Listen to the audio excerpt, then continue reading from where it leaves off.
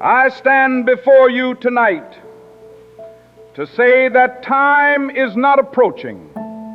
It is already upon us. For we have not merely witnessed corruption in this nation, we have learned to accommodate it. We have adjusted ourselves to it. We have explained it away, and in ways both subtle and profound, we have made peace with it. And perhaps the most unsettling truth is not that injustice persists, but that it no longer provokes the outrage it once did. It has become familiar. It has become manageable. It has become acceptable. Now let us be clear, for I do not speak merely of corruption in the narrow sense of scandal or disgrace. I speak of a deeper malady, a corrosion of the moral spirit that quietly shapes the decisions of men and the direction of nations.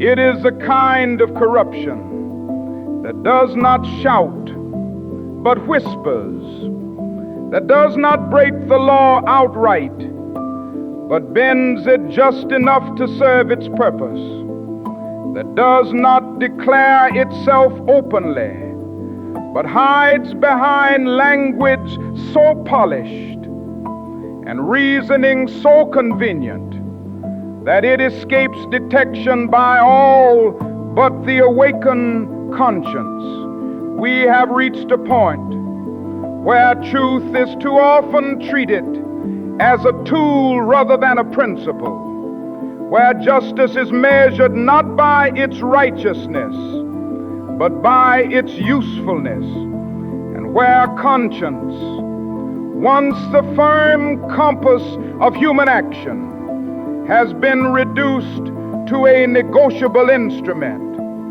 And in such a climate, it becomes dangerously easy for a people to confuse order with justice and comfort with righteousness. There was a time when men were willing to stand for what was right, even when it cost them their position, their popularity, and even their lives. But today, too often we find ourselves standing for what is expedient, what is profitable, what is safe, and we have the audacity to call it wisdom. We have created a culture where wrong can be justified if it yields results, where silence can be defended if it preserves peace, and where compromise is celebrated even when it compromises the very soul of our integrity. And I must say to you tonight that the greatest threat to justice is not the presence of evil, but the quiet tolerance of it. It is not the wrongdoing of a few that should trouble us most, but the indifference of the many. For when men see injustice and choose not to speak, they do not remain neutral. They become participants. When a people learn to adjust themselves to wrongdoing, they do not preserve stability. They surrender their moral authority. The question before us then is not whether corruption exists, for that question has long been answered. The question is whether we will continue to live with it. Will we continue to adjust our standards to fit a broken system, to lower our convictions for the sake of convenience, to trade the strength of our principles for the comfort of our circumstances? Or will we rise, not in bitterness, not in hatred, but in moral clarity, and declare that truth is not for sale, that justice is not negotiable, and that the human conscience cannot be silenced without consequence. For I still believe, despite all that we see, that there remains within the human spirit a stubborn refusal to be corrupted. I believe there is a voice within each of us that calls us back to what is right, even when the world urges us toward what is easy.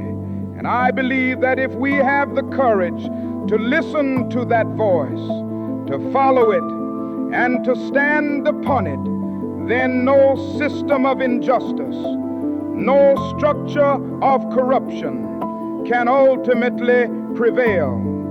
But let us not deceive ourselves. This path will demand something of us. It will demand courage when courage is costly. It will demand truth when truth is inconvenient. It will demand sacrifice when sacrifice is uncomfortable. For redemption has never come without a price, and integrity has never flourished without resistance. Yet I say to you tonight that a people who choose what is right over what is easy, what is true over what is convenient, and what is just over what is profitable, are a people who cannot be defeated. So let us not be satisfied with appearances. Let us not be comforted by illusions. Let us not be lulled into silence by the slow normalization of wrong.